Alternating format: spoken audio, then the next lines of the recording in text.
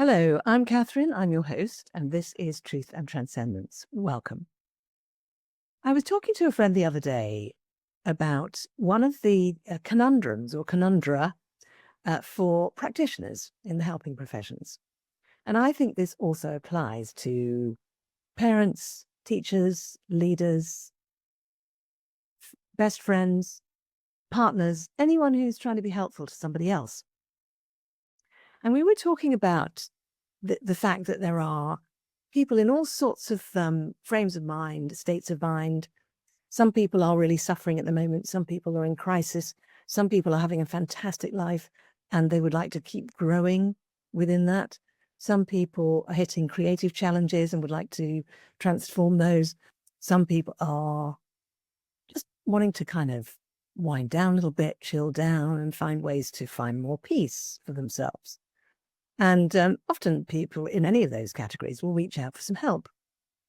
So as a practitioner or any of those other kinds of people that I mentioned, sometimes we can start to believe that if we are kind, generous and loving people, that we have to say yes to helping everybody, and we have to say yes to helping everybody with everything.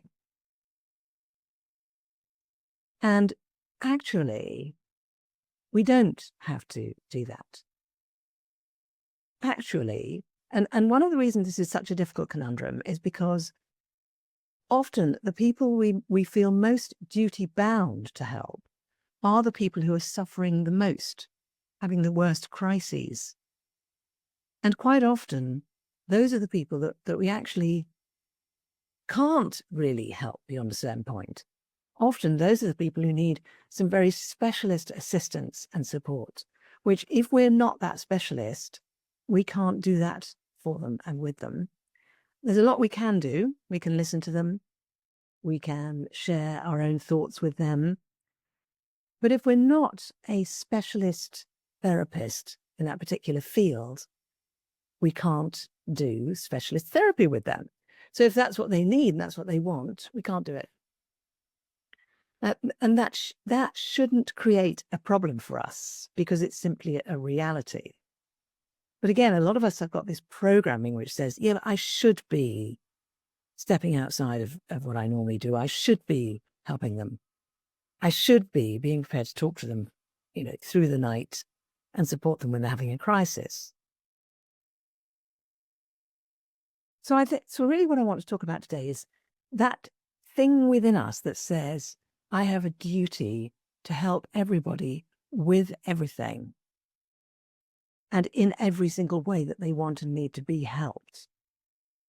And to acknowledge that that's a piece of programming that many of us have within us. I have that piece of programming within myself.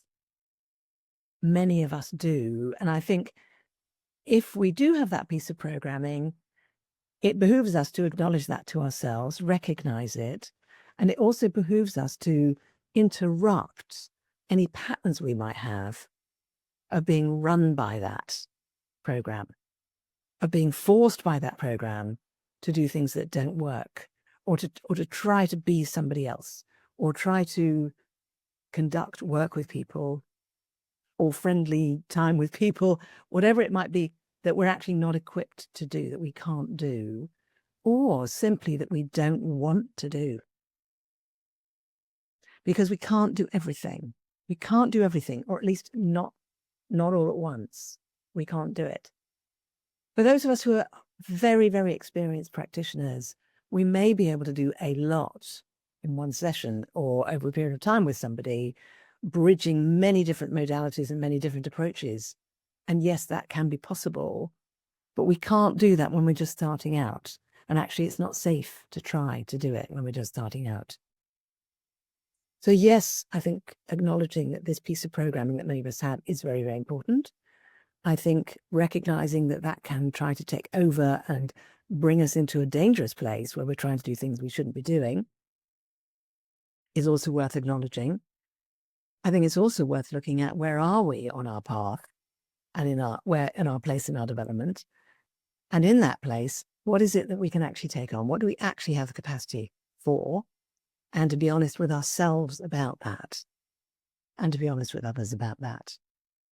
And to recognize as well that when we are more developed on our path, when our work and our practice is more evolved, we can do a lot more. And in fact, by then, we may well have developed our own modality, which is something we've created, and which will accomplish with somebody something unique that they won't get anywhere else.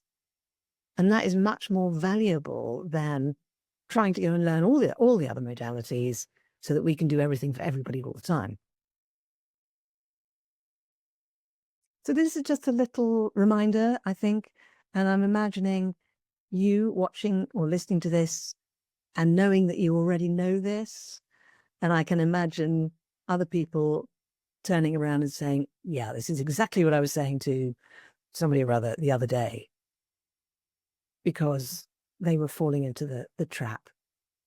And the trouble with that particular trap is it can be incredibly debilitating. We can end up worrying and angsting about something and about a way that we wish we could help somebody. And it can actually stop us sleeping. It can affect our appetite. It can give us tension. It can give us headaches. It can give us digestive disorders. It can give us all sorts of issues and problems and suffering that is completely unnecessary and doesn't help anybody. So that's why I'm putting out this call, I suppose, for a little bit of self-realism, a little bit of self-acceptance, a little bit of self-love, and a little bit of understanding that the loving thing to do in terms of self-love, loving others, is to understand where the boundaries are and be honest and truthful about those. I've had many occasions where I've started working with a new client and I've said to them, before we start, just so you know, I'm not a psychotherapist.